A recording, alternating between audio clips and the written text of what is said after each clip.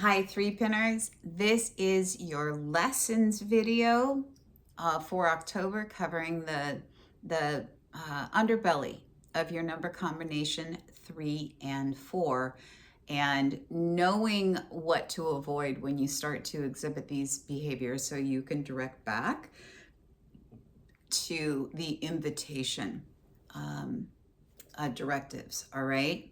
And it'll be about 5 minutes long, I promise. And I'm going to give you tips and tools for how to redirect back as well. So, finding balance for your creative, joyful expression and building, what the growth process, right? Understanding this.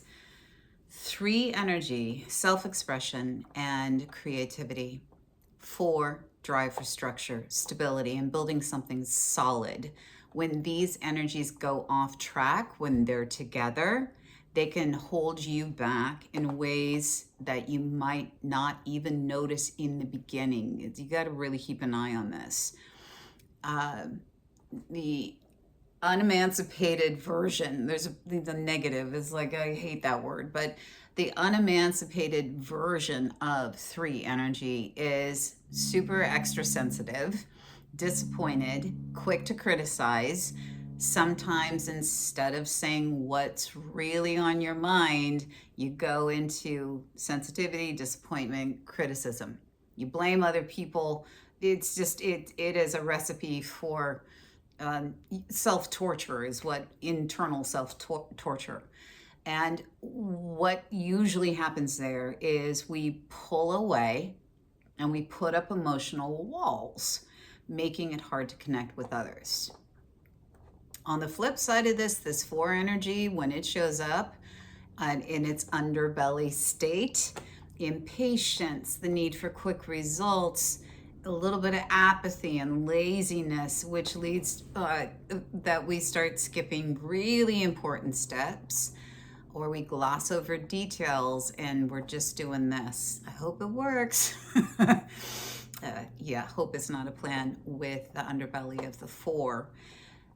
That leaves us kind of, our nervous system starts to get shot. We feel scattered and frustrated, and it's easy to lose sight of the bigger goals. So let me give you a couple examples so you can be on the lookout for this. Maybe you're snapping at coworkers or your family for small mistakes, or you're not speaking up. You're keeping way too quiet during a conversation, only to vent about it later and complain about it and go into criticism, all that kind of stuff, right? Or perhaps you're rushing through a planning event and you're missing key details, and you're frazzled because of it, because you don't have time, because you're in this downward spiral, and things just don't work out as expected. In a professional setting, let's say you're in the middle of a team project and deadlines are tight and progress isn't as fast as you'd like. And instead of collaboratively coming together with this 3 energy that makes hard situations fun and playful, you start to criticize, and you criticize people's ideas. You get super nitpicky. Yeah, you're focused more on what's not working than rather than finding solutions. You start holding back your creative suggestions because you're kind of blocked up here with your creative sparkle with the 3 energy. Maybe out of frustration or fear, or more conflict, the team misses out because of all that from your unique spark. Meanwhile, your impatience for results leads you to rush through the planning, overlooking important details and losing touch with the bigger goal. And the result of that is the project is probably going to stumble, and the team feels more stressed and disconnected. All right, like that doesn't sound good to anybody, right?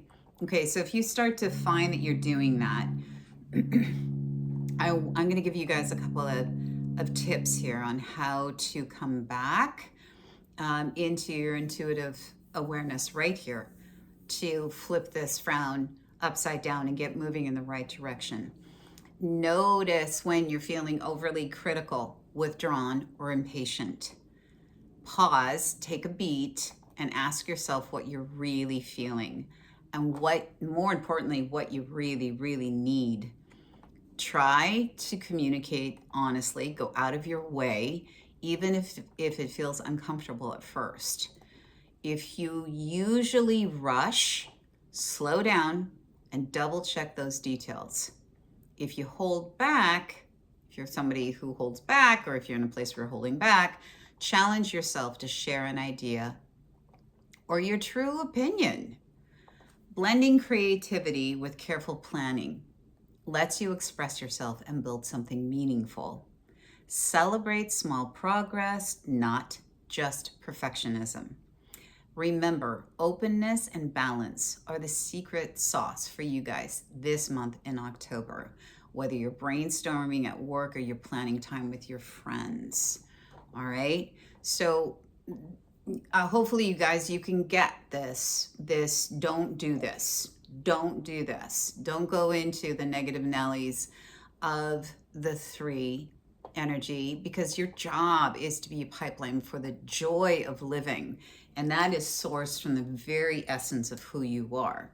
It doesn't include blame. It doesn't include shame. It doesn't pointing out to others. This is life, guys, okay? And so you have challenges, opportunities, growth, and sometimes you have to bend over and you've got to do some heavy lifting work, whether it's in your home or it's at your job. How can you make this creative? How can you make this fun? How can you build a cohesive, really great team dynamic where those relationships deepen and you really are proud of the product that you have created? Okay? So go back and listen to the lesson again, and you can get all the inspiration that you ever needed in order to ride through this month and really, really be happy and pleased with the results at the end of it, all right? And just wait until November. Oh my God, it's an 11 frequency. I'm so excited. I'm excited for everyone right now. If you need to talk with me, I'm over at one2listen.com. That's where I work as an intuitive, a psychic, a seer, and a numerologist. All the loves, guys. Questions, comments, leave them here. And until November, I will talk to you soon. Good luck.